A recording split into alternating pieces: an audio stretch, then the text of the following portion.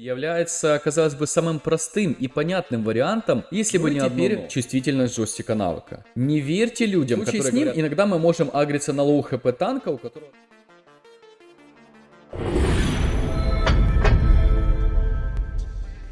Всем привет, друзья! Сегодня я постараюсь максимально детально рассказать вам о вещах, которые на первый взгляд кажутся не самыми важными в игре. Но это лишь на первый взгляд. Усаживайтесь поудобнее, и я начинаю. Поехали!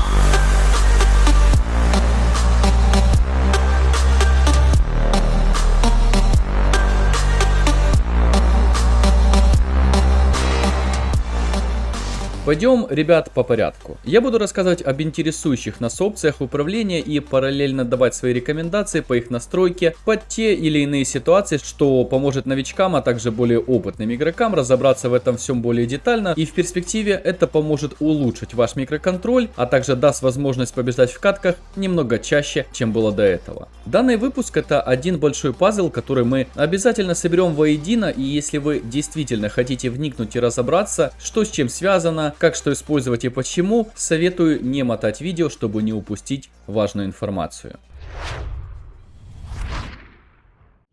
Существует три метода наведения для героя: свободное наведение, продвинутый режим прицеливания и захват цели. Забегая наперед, как показала практика, самым оптимальным методом наведения является продвинутый режим прицеливания, в котором вы можете атаковать на выбор крипов с линий либо лесных, а также башни. В то же время разработчики не говорят нам о том, что, используя обычную атаку, в приоритете у нас будет именно вражеский герой, если выбирать между тем же героем, вражеской вышкой и крипом. Это значит, что в некоторых случаях использовать такую атаку под вражеской вышкой нам не стоит, так как мы получим от нее лишний урон. В это же время иногда в подобной ситуации, если у вышки мало здоровья, лучше сначала спушить ее, если вражеский герой нам ничем особым не угрожает, то есть пускай это образно будет танк, а потом уже сыграть по герою, либо действовать дальше по ситуации. И вот атака по вышке в продвинутом режиме поможет вам реализовать такие мувы. Кроме этого, иногда также важно в первую очередь сыграть по крипам, а не по героям, например, если враги пытаются вас спушить, или попытаться добить лорда, черепаху, если около них происходит массфайт. Кнопка атаки по крипам также решает подобную проблему. Свободное наведение не дает вам таких возможностей вовсе, и я не рекомендую играть, используя его. Существует еще и захват цели, где вы можете захватить либо крипа, либо героя себе в таргет, то есть в цель, но минус в том, что у вас не будет времени хаотично переключаться между целями этим режимом в сражениях, ведь ML слишком динамичная и быстрая игра, в которой очень часто исход напрямую зависит от того, насколько быстро вы убиваете нужного вам вражеского героя, спушиваете вышку, добиваете лорда или черепаху, поэтому я бы не советовал использовать данный метод наведения. А вот следующая опция, то есть приоритет прицеливания, это, скажем, дело каждого, но у меня также есть некоторые рекомендации, которые помогут подтянуть вашу микроигру в перспективе. Сейчас я это все объясню и покажу. Как работает наименьший процент? Ну, все очевидно. Лейла слева имеет 5100 единиц здоровья, Лейла справа имеет 2600 здоровья. Но в процентном соотношении шкала здоровья Лейлы слева заполнена меньше, нежели у Лейлы справа, поэтому базовые атаки, а также все навыки будут по умолчанию направлены именно в нее. Наименьшее количество здоровья работает наоборот. МЛ-ка агрит вашего персонажа на того героя, у кого самое наименьшее текущее количество здоровья в единицах, не в процентах. Я думаю, все понятно. Приоритет прицеливания ближайшая цель является, казалось бы, самым простым и понятным вариантом, если бы не одно но. В части базовых атак все работает корректно, то есть вы будете атаковать того героя, который ближе к вам. А вот с навыками здесь совсем другая история. По каким-то непонятным причинам навыки направляются в ту цель, которая имеет наименьший процент здоровья, и никак не в ближайшую цель. Каким образом это может заруинить вам ситуацию в игре? Сейчас я приведу условные примеры, которые не стоит воспринимать буквально. Это для общего понимания. К примеру, вы на гренке фокусите вражеского мага, используя ближайшую цель, а потом даете первый навык в упор и посмотрите, что происходит. Либо, преследуя цель населения, стрела, которая, казалось бы, должна полететь прямо, летит хрен знает куда, потому что агрится на совсем другого героя, который стоит за 100 километров. Естественно, это некорректная механика. Сейчас я хочу поделиться с вами некоторыми размышлениями на этот счет. Вот этот момент, о котором я рассказал, окончательно и бесповоротно руинит понятие автокаста именно при использовании приоритета прицеливания «ближайшая цель», который вот в подобных ситуациях на некоторых, не на всех героях, был бы максимально уместным, удобным и помог бы новичкам отыгрывать лучше, а киберкотлетам экономить важные доли секунды и не терять концентрацию в сражениях.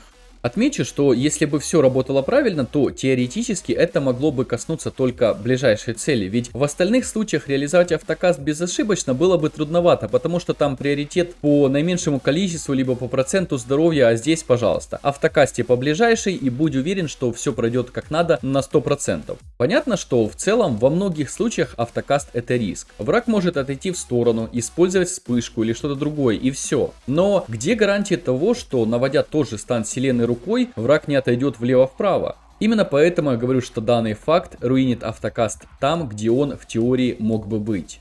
Я думаю, по автокасту всем все ясно и понятно, ни в коем случае мы его не используем, ни при каких раскладах. Если вы новичок, учитесь играть сразу без автокаста. Прежде чем мы перейдем к следующей, не менее важной опции, я хочу дать свои рекомендации по поводу того, каким классом, какой приоритет прицеливания использовать и почему. Это лично мое мнение, мой подход, но возможно он будет очень кстати для вас и поможет пересмотреть свои взгляды на моблу. В Mobile Legends существуют фундаментальные вещи. Убийцы — это очень мобильные герои, которые в ближнем бою фокусируются на тонких целях, сводя их хп к минимуму, после чего отправляют врагов в таверну. Бойцы, так же как и убийцы, находятся в эпицентре сражения, но в подавляющем большинстве случаев эти герои не настолько мобильны, как убийцы, поэтому играют по тем, до кого могут достать. Чаще всего они больше принимают на себя удар и раздают контроль в ближнем бою. Стрелки же, в свою очередь, держат дистанцию, не влезая в эпицентр событий. Если ситуация позволяет, они, так же как и убийцы, играют по уязвимым целям. Но не всегда это так, особенно если у врагов хорошая позиционка. В таких случаях стрелки должны фоловить, то есть играть по тем, по кому играют их союзники, и добивать до конца уже просаженных по здоровью вражеских героев, даже если это танк. Стрелки обладают самым высоким уроном, особенно в поздних стадиях игры, и именно поэтому они могут убивать танков без труда. Но, ребят, это не значит, что нужно играть по фоловому танку, если через 2 метра от него стоит лоу хп маг. Нужно правильно расставлять приоритеты. И теперь, если хорошо подумать, можно сориентироваться и прикинуть, кому и что нужно. Исходя из фундаментальных вещей, о которых я рассказал, убийцам лучше использовать наименьшее количество здоровья. То есть мы влетели, раздамажили и добиваем лоу хп челиков. Наименьший процент не совсем подходит. Почему так? В случае с ним иногда мы можем агриться на лоу хп танка, у которого 25% запаса здоровья, это 2000 единиц, вместо того, чтобы агриться на мага, у которого, например, 27% запаса здоровья составляет 1500 хп. Я думаю, вы поняли суть. Бойцам я бы советовал использовать ближайшую цель, так как они не очень мобильны, то есть на кого садятся, того и пытаются убить, поэтому я считаю, ближайшая цель для них это оптимально. А вот стрелки это спорный и неоднозначный вопрос, но, как мне кажется, они должны иметь приоритет наименьший процент здоровья. Их задача выключать как можно больше героев за наименьшее время, и в глобальном плане им без разницы кого бить. Они должны фоловить, то есть если пошел фокус по тому же танку и там 30% хп, выключается в первую очередь именно он, чтобы не доставлял проблем союзной команде, ведь вам с вашим танком выиграть файт уже будет гораздо проще, нежели врагам, у которых танк в таверне. Можно выбрать и наименьшее количество здоровья на стрелке, но в таком случае иногда вы будете нежелательно агриться на вражеского лоу хп героя, который находится далеко в гуще сражений, и из-за этого вытягиваться на несколько шагов вглубь, подвергая себя риску быть убитым. Стрелок должен очень грамотно держать дистанцию. Казалось бы, тогда можно взять и ближайшую цель, но в случае, если в поле зрения герой, которого можно убить с выстрела, будет находиться немного дальше, нежели любой другой враг с фулл хп, то вы просто-напросто зафейлите этот момент и, возможно, отпустите врага. Да и вообще, есть распределение задач. Если убийца добивает в первую очередь всех уязвимых врагов, а после остальных, то стрелок в первую очередь, держать дистанцию, фоловит команду и добивает тех, до кого достает, не подвергая себя опасности. Конечно же, есть исключения. Например, Например, среди стрелков это Кэрри или Москов. Им лучше использовать приоритет ближайшая цель, так как у них небольшая дальность атаки и играть ними по краю. Если говорить о бойцах, то, например, Алдосу лучше выбрать наименьшее количество здоровья, ведь он должен добивать лоу хп врагов, чтобы стакаться. Поэтому, ребята, проявляйте гибкость в вашем подходе к выбору тех или иных приоритетов прицеливания. Я лишь дал вам пищу для размышлений, поделился своим мнением и опытом. Конечно же, многие из вас думают сейчас, так есть же другая опция. Режим захвата героя. Зачем так заморачиваться? Она решит все проблемы, неважно какой приоритет прицеливания стоит. Хорошо, а много ли среди вас тех, кто успевает идеально быстро переключать захват с одной цели на другую в скоротечных файтах МЛ, которые происходят за считанные секунды, при этом не теряя концентрации? Я думаю, вы поняли, что вы, так же как и я, не сверхчеловек, поэтому снимайте костюм Супермена и вешайте его в шкаф. Опции приоритета прицеливания и режима захвата героя лишь дополняют друг друга, а не заменяют. И теперь еще больше интересной информации, но уже вот об этом режиме захвата героя. Этот режим позволяет нам захватить вражеского героя в цель, сфокусировав наши базовые атаки и навыки именно на нем, вне зависимости от того, какой у нас приоритет прицеливания установлен по умолчанию. Данная опция является мега важной для всех стрелков за исключением Кими, а также для следующих героев: Селена, Фовиус, Харит, Лолита и Заск. Возможно, в будущем с выходом новых героев этот список станет более обширным, но именно сейчас эти герои особый случай. Почему именно они? Без захвата Селена при выполнении комбо иногда может бить не ту цель первым навыком демонической формы, а это очень важно. Фовиус будет хаотично прыгать ультимейтом по всем, с усиленными атаками Харита абсолютно та же история, направленный стан Лолиты будет лететь непонятно куда, ну и порождение Заска будет бить кого угодно, но не того, кого нужно. Миллион раз видел подобное.